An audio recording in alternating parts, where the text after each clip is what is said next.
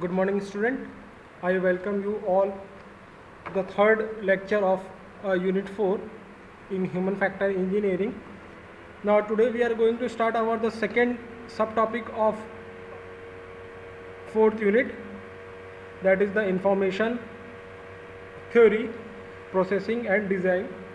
In this lecture today, you will be learning about what is information theory, types of information theories, the factor affecting the information theory, and what are the measures taken by an organization to improve the performance, and the sensory coding and various areas of coding. So why first of all the information theory is required?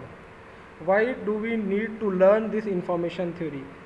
First of all, I would like to tell that for designing any equipment or a worker is working in any organization,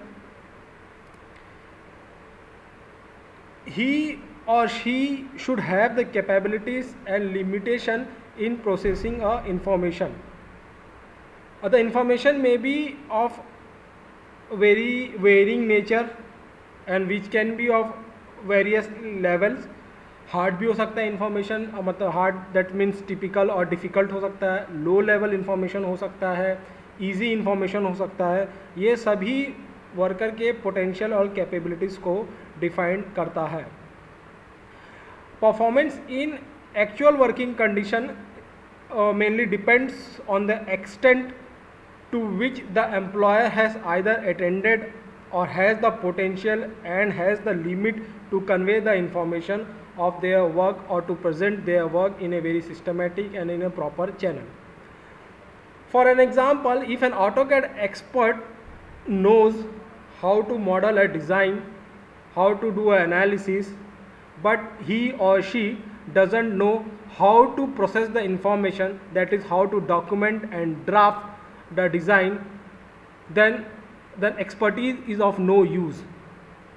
Then we can't say that our employer who is an expert in AutoCAD who is not able to document and draft the final product or to explain the final product, then we do not consider that as an expert, or we can say that he doesn't have the capabilities or potential or limit to document and draft. Therefore, the information theory is very much essential in this human factor engineering. This is the one scenario. This is the one perception of information theory. But in the another perception of information theory is how does the information play a major role in an organization. Organization के अंदर पे information कैसे flow हो रहा है, through a working environment और through employer to management और a management to employee. Both can happen, vice versa. Employer information management को दे रहा है या मैनेजमेंट इंफॉर्मेशन दे रहा है एम्प्लॉयर को कि आपको ऐसे ऐसे you have to proceed with this all option. So now I will move upon what is information theory. The fact that a human operator has both the capabilities and limitation in processing information which are of varying nature and which are found on various levels. सभी level पे information practice होनी चाहिए, weather he is an peon, weather he is a supervisor, weather he is an departmental leader, weather he is an manager of a department, weather he is an management upper level authority. In each level there should be an information practice. Information should flow from one channel to another channel or from one frame of work to another frame of work. So for analysis of human information theory, basically it is distinguished into three main levels. What I have written, the perceptual level, the decision level and the motor level. Again, the perceptual level is subdivided into the three levels, that is related to the sensory processing, feature extraction and identification of the perception. On the decision level, the operator receive decision level पे क्या होता है, जो operator receive the perceptual information and chooses to react it, and which is finally programmed and actualized on the motor level. Means there are basically three types of information theory practice which we adopt in an organization. First one is perceptual level, second one is at the decision level, and the third one is the motor level. We will discuss one by one all the three level. In perceptual level, there are again the three types of information practice. One is the perceptual capabilities and limits. Second one is the perceptual capabilities and limit on, and the second one is the feature extraction, and third one is the separable versus integral dimension. So one by one, on sensory limit, here I have written the sensory limit. These information or this limit is relevance to information processing, means at a threshold limit.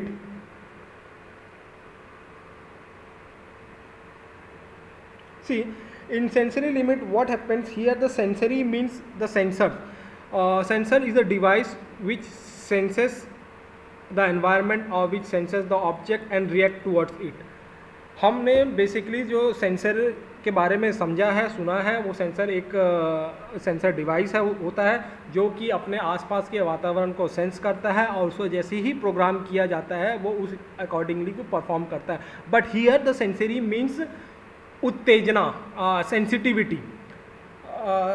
हाँ, here the sensory limit means sensitivity और the excitement level. Whenever the employer is working in an organization, he or she reacts to its sensitivity. अगर कोई भी worker अगर किसी भी organisation में perform कर रहा है, वर्क कर रहा है, तो वो अपने उत्तेजना, अपनी सेंसिटिविटी के अगेंस्ट में काम करता है. इफ़ ही और she is assigned some task, अगर हम किसी भी एम्प्लॉयर को कोई टास्क असाइन करते हैं, अगर वो टास्क उसको अच्छे से आता है तो उसके अंदर एक पॉजिटिव एक्साइटमेंट होता है और वो उस पॉजिटिव एक्साइटमेंट के अकॉर्डिंगली ही रिस्पॉन्स करता है. इफ़ ही और she is assigned A task which he doesn't know, अगर उसके अंदर अगर कोई भी एम्प्लॉयर जिसको हम ऐसा टास्क देते हैं जो उसे नहीं आता है, तो उसके अंदर एक नेगेटिव उत्तेजना आती है, नेगेटिव एक्साइटमेंट होता है और वो उस एक्साइटमेंट के अगेंस्ट में काम करना शुरू करता है. तो सभी सेंसरी लिमिट के एक थ्रेशोल्ड लिमिट होता है.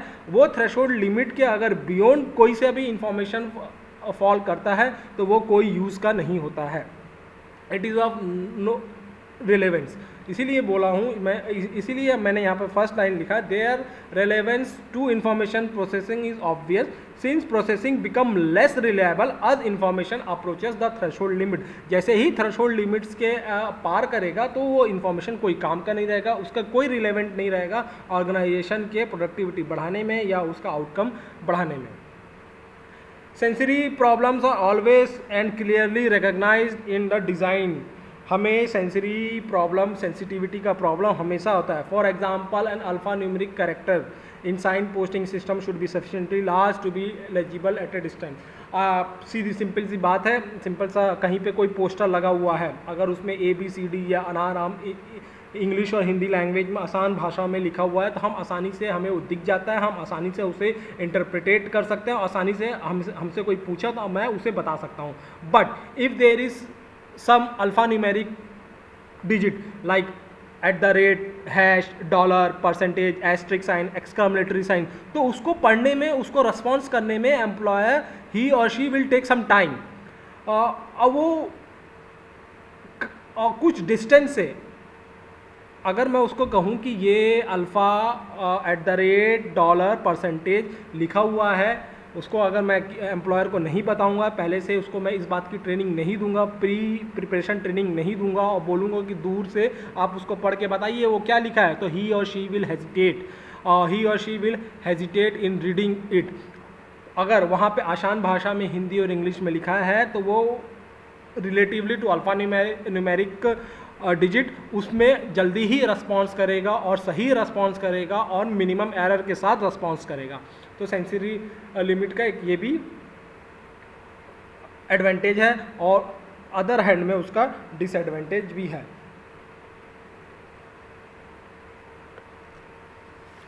Now the feature extraction provided sufficient sensory information. The next set of information processing issues related to extracting features from the information presented. अब क्या हुआ, सेंसरी लिमिट्स से हमें इंफॉर्मेशन मिला, अब वो इन्फॉर्मेशन क्या करते हैं, हम और भी उसके फीचर्स को एक्सट्रैक्ट करते हैं। हमें मान लीजिए suppose for an example I have a topographical map for a certain area, मेरे पास कोई टोपोग्राफिकल मैप है सर्टेन एरिया का। इंडिया का मैप देख लीजिए, सिंपल सी बात, कोई टोपोग्राफिकल सर्टेन एरिया की बात नहीं करता मैं, टोपोग्राफिकल इंडिया का मैप ले लीजिए। इफ़ इंडिया का मैप जो हम देखते थे पहले स्टेट, अभी इंडिया का मैप आप किसी भी स्टेशनरी शॉप में जाओगे उनको बोलोगे कि मुझे इंडिया का मैप वैसा वाला दीजिए जिसमें सिर्फ स्टेट्स अंकित हो, जिसमें सिर्फ स्टेट के बारे में इंफॉर्मेशन हो, तो वो निकाल के दे देगा। अगर मैं उसी में जाऊंगा, उसी स्टेशनरी वाले दुकान को बोलूँगा मुझे आप इंडिया का मैप दीजिए जिसमें रिवर फ्लो हो, तो वो भी देगा। जिसमें ये बोलूँगा जिसमें हिली और माउंटेन हो, तो वो भी देगा। मैं बोलूँगा जिसमें रेलवे नेटवर्क हो, तो वो भी होगा। तो ये कैसे होता है, ये इस प्रकार से होता है कि सेंसरी लिमिट से, सेंसरी इंफॉर्मेशन से मैंने क्या किया, इंडिया के मैप को और इंडिया के मैप के फीचर्स को और एक्सट्रैक्ट किया। मैंने इंडिया के मैप के अंदर और घुसा तो मुझे पता पड़ा कि इसमें रिवर्स फ्लो भी मैं आइडेंटिफाई कर सकता हूँ अलग लाइन से, अलग कलर से मैं इसमें माउंटेन्स को अंकित कर सकता हूँ, अलग कलर से मैं इसमें हिली और माउंटेन रीजन को मैं हाईलाइट कर सकता हूँ, अलग कलर से मैं इसमें रेलवे नेटवर्क, रोड मैप्स को मैं इसमें हाईलाइट कर सकता हूँ। तो that is called feature extraction. जितना इन्फॉर्मेशन मुझे सेंसरी लिमिट से मिला था, उतने ही इन्फॉर्मेशन को मैंने यूज़ करके उसके और भी फीचर्स को मैंने एक्सट्रैक्ट किया by the use of different shapes, different size, different colours, है ना, ये सब मैंने किया। Now third one is separable versus integral dimension. Means ऐसे डायमेंशन जिसको मैं सेपरेट कर सकता हूँ और ऐसे डायमेंशन जिसको मैं सेपरेट नहीं कर सकता, उसको मुझे अपने साथ ही इंटीग्रल रखना पड़ेगा। For an example I have written here, see the integral feature refers to a feature which when change the total appearance of the object। Separable dimension वैसे डायमेंशन हुआ जिसको मैं एक्चुअल मेरे पास जो मैप है उसमें से अगर मैं हटा दूं तो मैप के फीचर्स के, मैप के स्केल पे, मैप के अपीयरेंस पे कोई भी चेंजेस नहीं आएगा। और इंटीग्रल डायमेंशन ऐसे डायमेंशन है अगर जिसके भी मैं शेप, फीचर या मैप से हटाया तो उसके पूरे शेप और साइज में फ़र्क आ जाएगा। फॉर एग्जाम्पल मैं लेता हूँ ड्राइंग ऑफ ए फेस।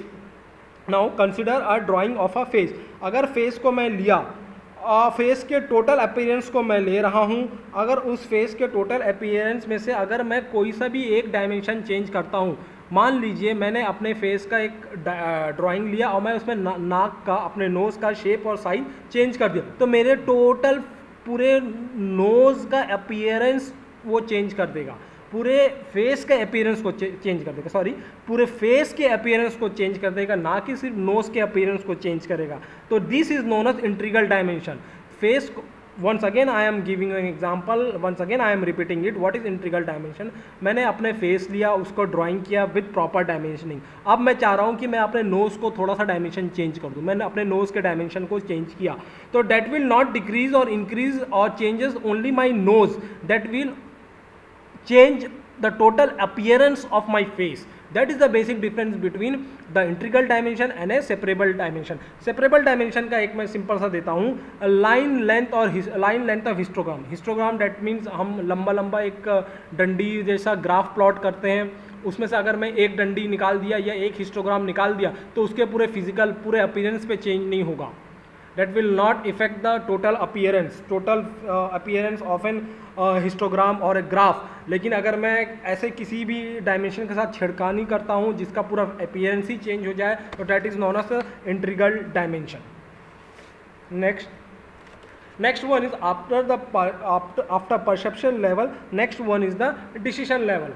अब once a percept has been identified and interpreted, एक बार हमें हमारी परसेप्शन लेवल की लिमिट्स पता पड़ गई और उसमें मैंने सभी चीज़ आइडेंटिफाई कर लिया, तो मैं फिर अब एक्शन के लिए मैं उसमें एक्शन के लिए बोलता हूँ कि now we will proceed for the action. अब मेरे पास अभी तक क्या था, डायमेंशन था, मेरे पास अभी तक क्या था, इंफॉर्मेशन था।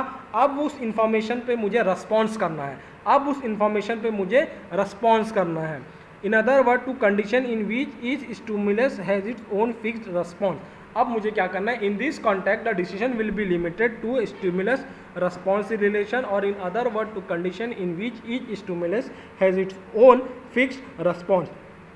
अब मुझे क्या करना है, इस पे रेस्पॉन्स करना है। अब रेस्पॉन्स के भी दो टाइप के मैंने यहाँ पे लिखा है, मेंटल मॉडल एंड कंपैटिबिलिटी और stimulus response and compatibility. See in first mental model and compatibility मतलब मेरा मेंटली कैसे मॉडल्ड है, मैंने अपने माइंड को कैसे मॉडल कर रखा है और कैसे कंपैटिबल कर रखा है। Second word is stimulus response compatibility. Stimulus here I will just give you an example of mental model responsibility compatibility। ये होता है जैसे मान लीजिए for an example I take a watch, मैं क्लॉक ले रहा हूँ, दीवाल घड़ी ले रहा हूँ, और दीवाल घड़ी में अगर किसी ने कहा कि मुझे सर आप 12 से लेकर के 6 बजे, 12 बज रहा है, अब उसको आप 6 बजाइए, change the time from 12 to 6, तो मैं क्लॉकवाइज घुमाऊंगा। मेरे माइंड में ये पहले से ही पहले से ही सेट रहता है, मैंने अपने माइंड को पहले से ही वो मतलब मॉडल कर रखा है, या उसे ऐसा मैंने रन कर रखा है कि एंटी क्लॉकवाइज अगर मुझे कोई भी काम करना हो तो उस क्लॉकवाइज पे वो एकदम रैपिड रिस्पॉन्स देगा, एकदम मतलब एकदम रैपिड रिस्पॉन्स देगा और एकदम क्विक रिस्पॉन्स देगा। अगर मैं वही करूं कि 12 से आप इसको 10 बजाओ या 9 बजाओ, उल्टा एंटी क्लॉकवाइज, तो एंटी क्लॉकवाइज में मैं पहले एक्शन में क्या करूंगा, मुझे क्लॉकवाइज घुमाऊंगा, फिर मुझे याद आएगा नहीं मुझे तो एंटी क्लॉकवाइज घुमाना है, then I will go for anti clockwise rotation. तो उसको कहते हैं मेंटल मॉडल एंड कंपैटिबिलिटी। मैंने अपने माइंड को कैसे मॉडल कर रखा है, उसको मैं कैसे कंपैटिबल कर रहा हूँ। One more example I will give you in this mental model and compatibility, that is most of us have prepared our mind that मुझे इसी तकिया पे सोने से नींद आता है, इसी रूम पे सोने से नींद आता है और इसी ब्लैंकेट को ओढ़ने से ही नींद आता है। बहुत लोगों के साथ ये है, अगर मैं उसे कोई दूसरा अगर उसको पिलो दे दिए या कोई दूसरा उसे मैंने ब्लैंकेट दे दिया या कोई दूसरा रूम दे दिया, तो उस पर वो जल्दी उसको नींद नहीं आता है, वो थोड़ा बहुत बेचैन रहता है, वो उस रूम के साथ अपने माइंड को उस रूम के साथ कंपैटिबल नहीं कर पाता है। Most of us are having the same problem. तो इसीलिए कह रहे हैं कि इसीलिए मैंने कहा mental model and compatibility. Now the next one is stimulus response compatibility. Stimulus response compatibility मतलब स्टिमुलस रेस्पॉन्स मतलब प्रोत्साहन टाइप। प्रोत्साहन मतलब उत्तेजना, या जैसे ही मुझे सिग्नल मिला उसी सिग्नल के अगेंस्ट मैं रेस्पॉन्स करने लगा, उसी सिग्नल पे मैं रेस्पॉन्स करने लगा। स्टिमुलस रेस्पॉन्स कंपैटिबल, मुझे कैसे ही अपने स्टिमुलस रेस्पॉन्स पे कंपैटिबल होना है, मुझे जैसा रेस्पॉन्स मिल रहा है उस रेस्पॉन्स के अकॉर्डिंग मुझे कंपैटिबल होते रहना है। अब इसमें एक सिंपल सा एग्जांपल मैं इसमें ऐसा ये बताना चाहूँगा कि मान लो सभी के हाउस में गैस रहता है, स्टोव बर्नर वाला गैस, उसमें 2 नॉब है। अगर मैं उसे एंटी क्लॉकवाइज घुमाया तो वो बंद हो गया, क्लॉकवाइज घुमाया तो वो हाई हुआ, फिर और हाई हो जाता है। फॉर बोथ द हैंड, दोनों हाथ की तरफ सेम ऑपरेशन यही होता है।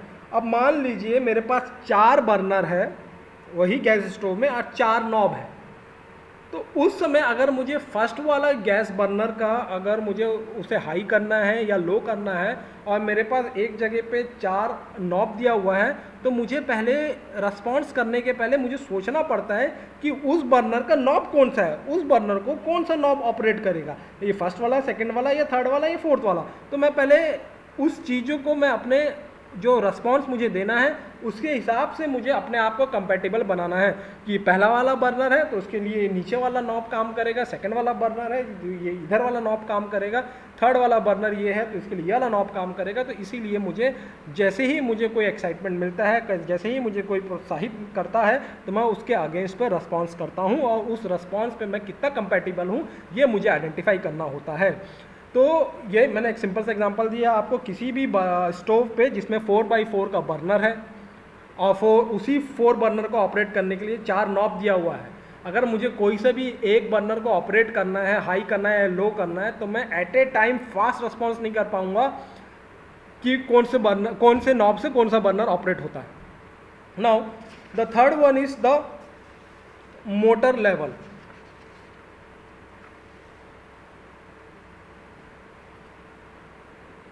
See, in motor level, what happens?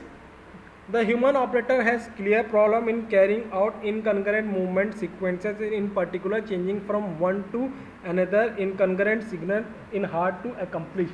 यहाँ पे मैंने बहुत हाई लिखा है, इसलिए लिखा है कि सिंपल सी बात है, सभी ह्यूमन ऑपरेटर हैं, उनको बहुत से काम दिए जाते हैं।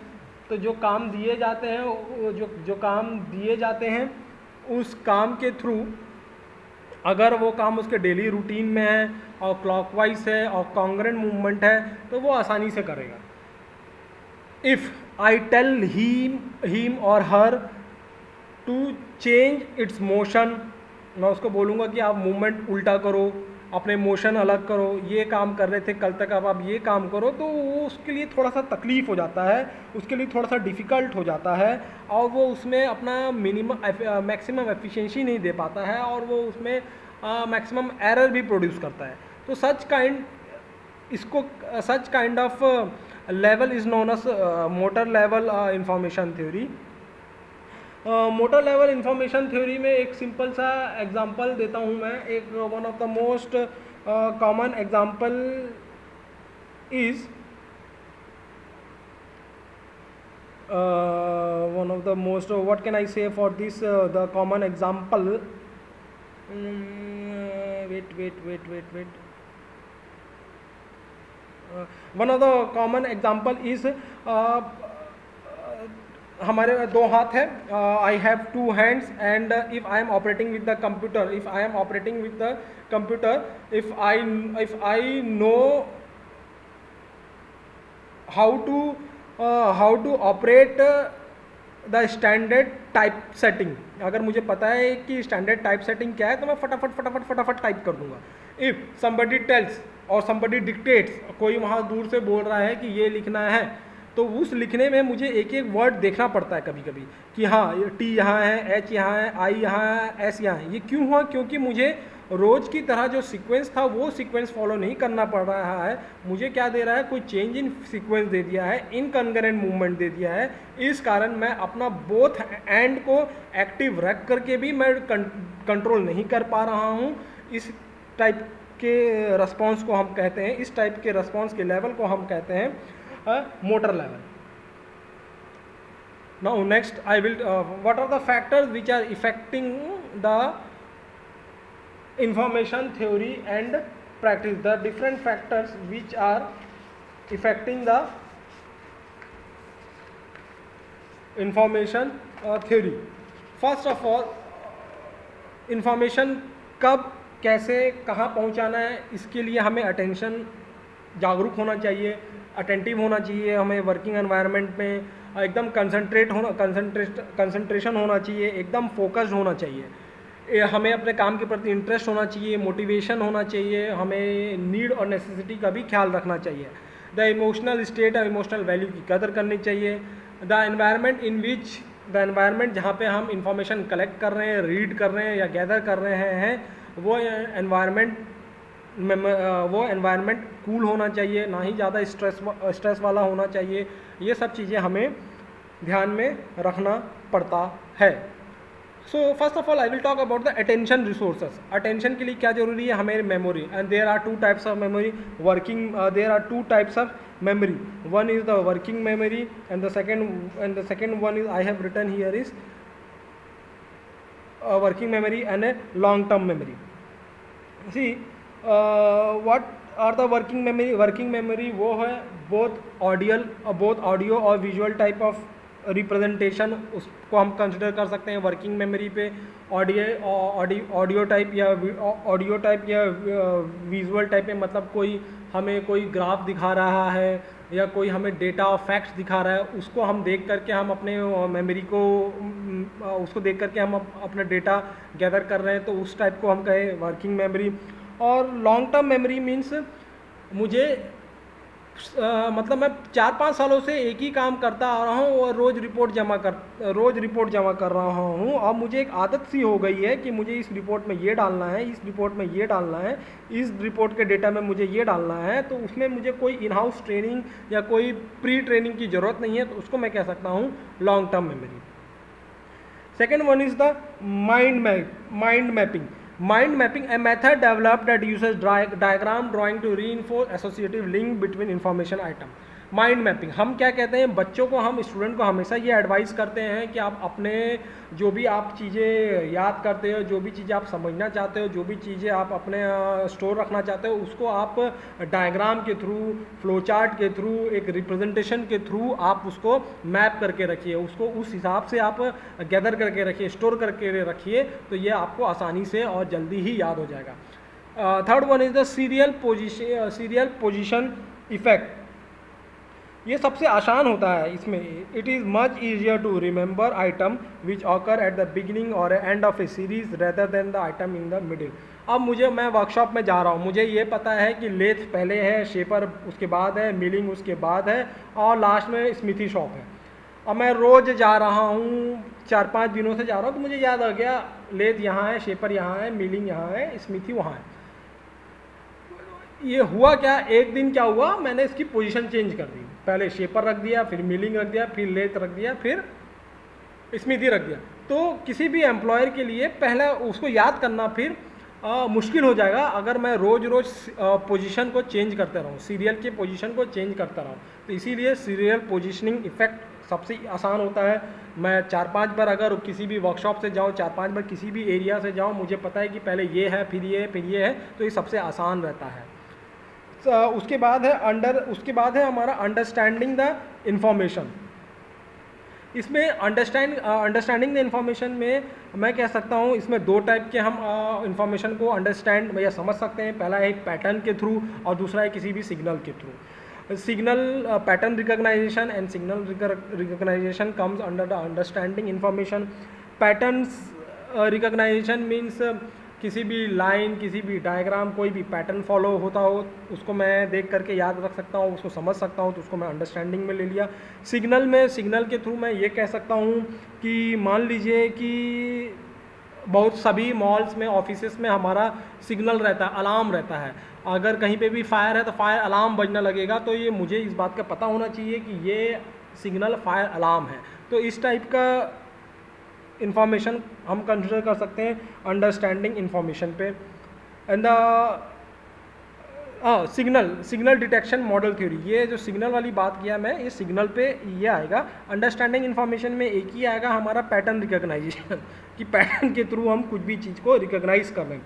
पैटर्न रिकॉग्नाइजेशन क्या कर रहा है, हमारा ब्रेन पे पैटर्न का एनालिसिस करता है, ब्रेन में पैटर्न का फीचर्स ऐड कर देता है. तो आसान हो जाता है. जब कभी भी मेरे पास कोई भी पैटर्न आएगा, अगर मेरे ब्रेन ने मुझे उसको पहले से देख रखा है, तो मैं उसको देख के समझ जाऊंगा ये पैटर्न इस चीज़ का है, ये पैटर्न इस चीज़ का है. सबसे आसान है पैटर्न रिकॉग्नाइजेशन में हमारा मोबाइल जो पैटर्न लॉक होता है.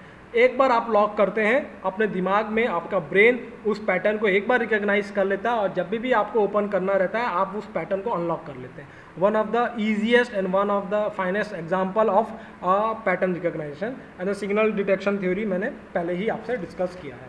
Next I will move on to the information, how we can improve this all kind of practice. First of all, we can provide users here, mean worker, with information on the relative importance of various channels. हमें information workers को हर एक channel के through देना चाहिए.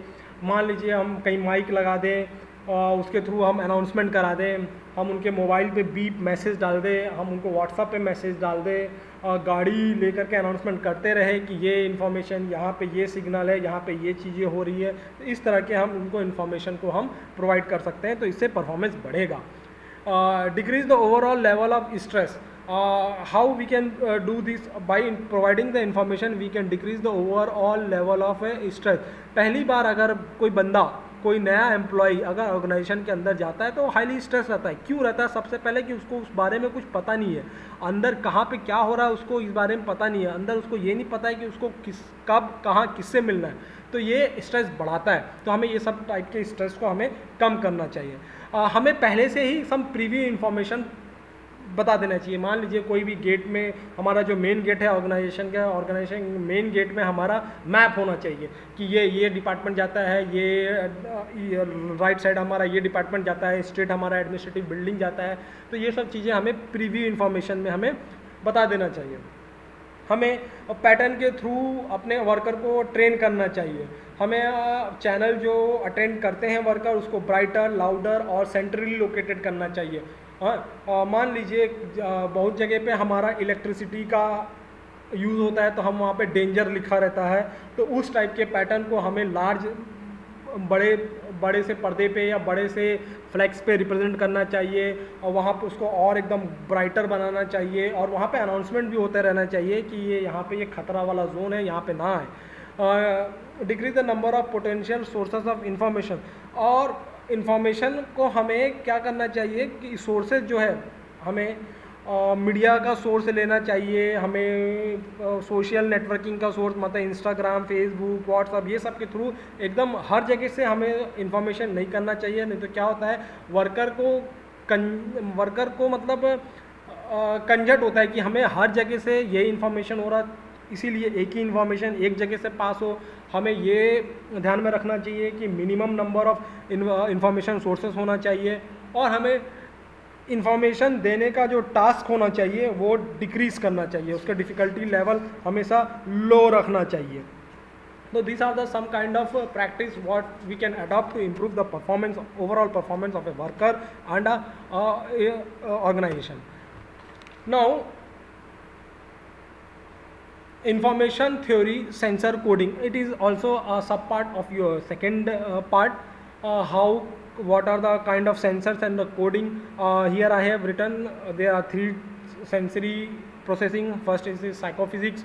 Psycho means behavior testing, physics means to study the behavior of an employer is known as psychophysics.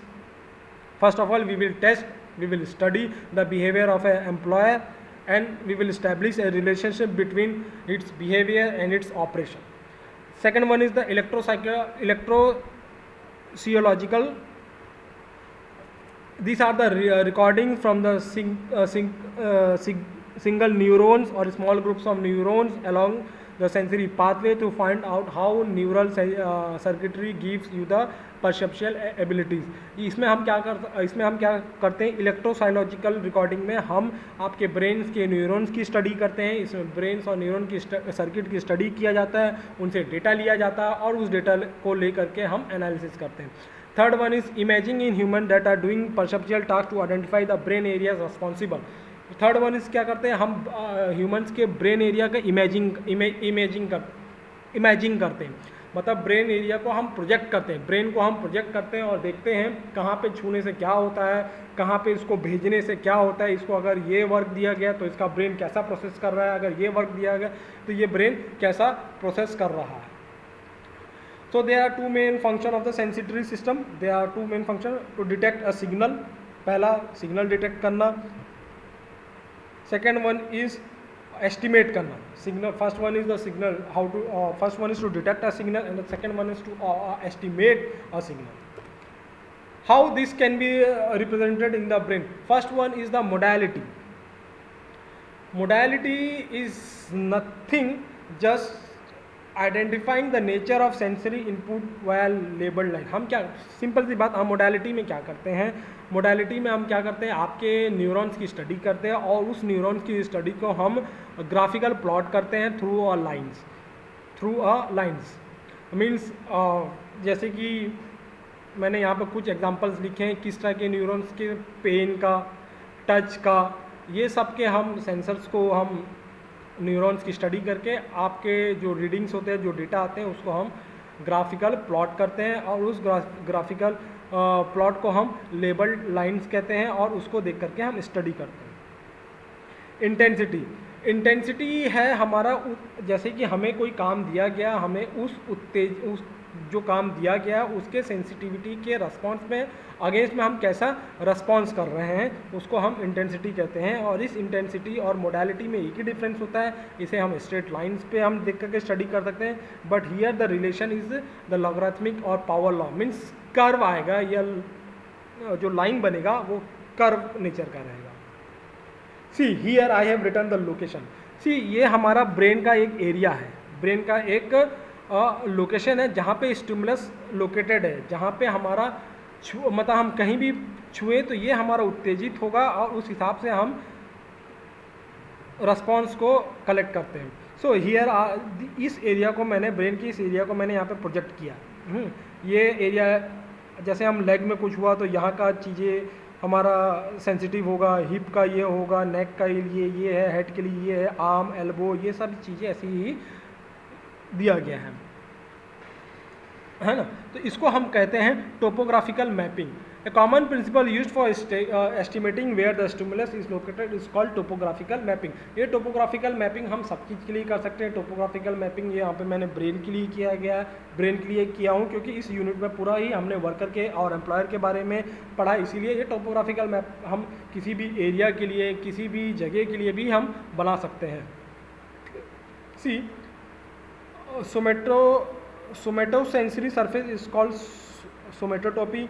In the visual system के sensors को हम बोलते हैं रेटिनोटॉपी, ऑडिटरी सिस्टम को बोलते हैं हम टोनोटॉपी, और जहाँ पे हमारा सेंस होता है, जिस चीज़ों को हम सेंस मतलब छूने से हम अपने भावना को प्रकट करते हैं, उसको हम कहते हैं सोमेटोटॉपी। सी अब होता क्या है इसमें, अब हम कैसे करते हैं, होता क्या है ये देखो, ये यहाँ पे मैंने कुछ सेंसर्स मैंने यहाँ पे बता के रखा है। दिस इज़ द मोडालिटी, क्या सेंसर है, ये रेसिप्टर है। देखो see in coding there should be one transmitter and one receptor, एक ट्रांसमीटर होना चाहिए, एक रिसेप्टर होना चाहिए। सेंसर्स की जहाँ जहाँ बात आई तो सेंसर्स पे एक ट्रांसमीटर होगा, एक रिसेप्टर होगा। सिंपल सा सेंस डिवाइस कैसे सेंस ऑपरेट करता है, सेंसर में हम पहले से प्री प्रोग्रामिंग करते हैं, उसको प्रोग्राम करते हैं, सेंसर्स को हम प्री प्रोग्रामिंग करके प्रोग्राम करके तैयार करते हैं, फिर सेंसर्स को हम उसके एनवायरनमेंट पे छोड़ देते हैं। जैसे ही सेंसर कुछ भी सेंस करता है उसको इनपुट मिलता है, वो इनपुट को वो ट्रांसमिट करता है। किसको ट्रांसमिट करता है? रिसेप्टर को, जो कलेक्ट करेगा, कलेक्ट करने के बाद जो आगे हम जिससे ले सकें। तो ये फंक्शन होता है सेंसर्स का। तो देखियो यहाँ पे भी सेंसर्स में ये मोडालिटी है, modality is nothing just a type of input. ये रिसेप्टर है, इनपुट में इनपुट को रिसीव किया, ये नर्व हुआ, नर्व के बाद ये हमें आउटपुट दिया। आउटपुट ये यहाँ पे मैंने साइज लिख के रखा है। सो मोडालिटी किस किस टाइप के होता है? पेन होता है हमारे पास, टेम्परेचर होता है, लिम्स और ट्रिंक में दिया मैंने, ऑल्फाकेशन है, ऑडिटरी और वेस्टिबुलर है, विजन है, ये सब के डिफरेंट साइज है। सी यहाँ पे मैंने लिखा है stretch gated channel, that is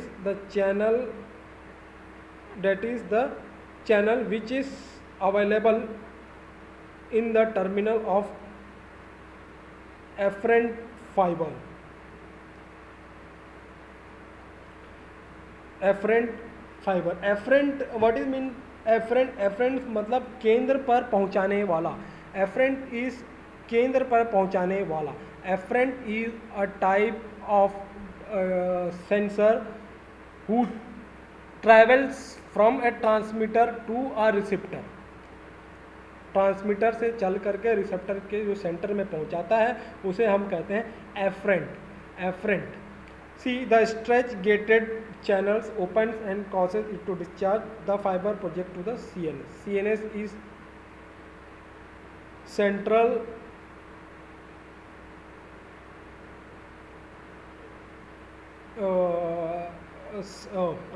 what is the I was telling you about you the full form of CNS.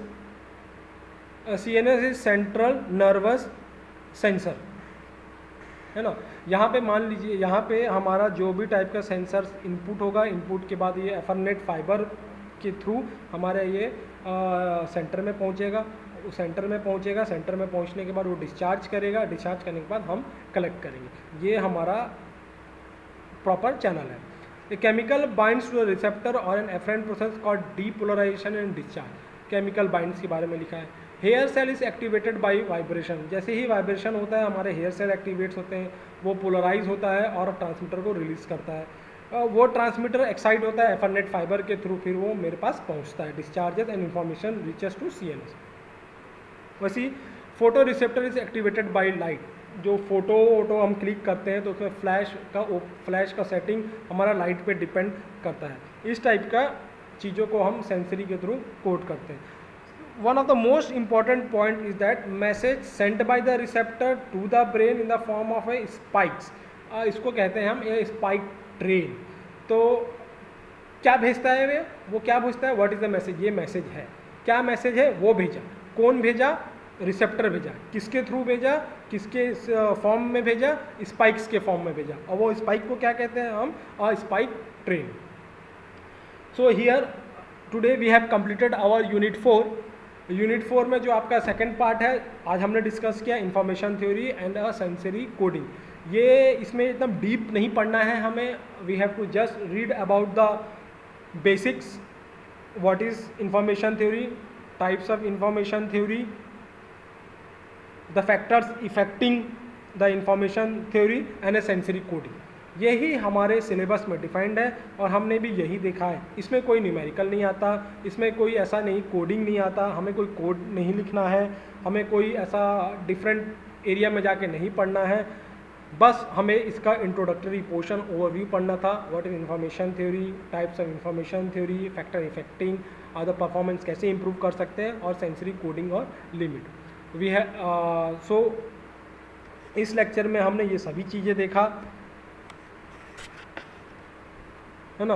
Bye this lecture today we will be completing our unit 4 and from the next lecture onwards I will be starting our unit 5. Once again I will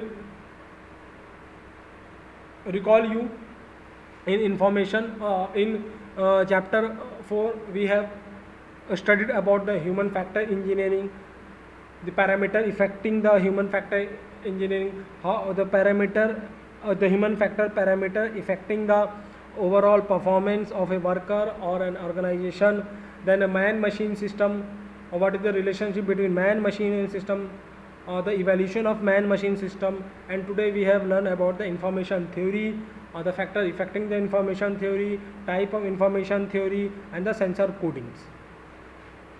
So I wish you all the luck, all the very best for the unit 4. And from the next class onward we will be starting about the unit we will be starting about our unit 5. The unit 4 discussion we will be doing in the our discussion class on Thursday. So all the best, stay happy, stay positive.